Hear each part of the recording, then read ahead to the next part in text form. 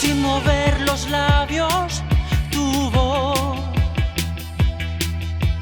vuela como ave en libertad.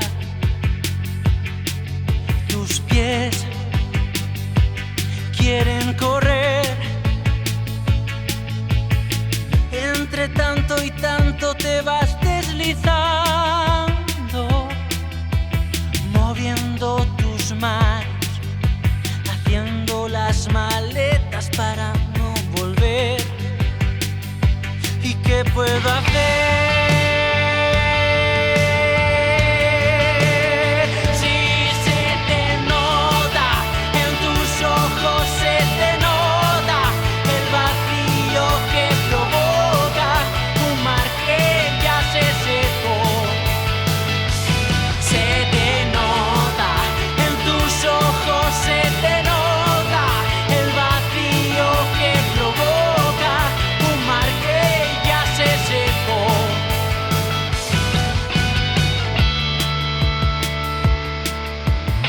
Sacando las palabras una a una de tu boca, tragándome el veneno de los dardos que aún me tocan.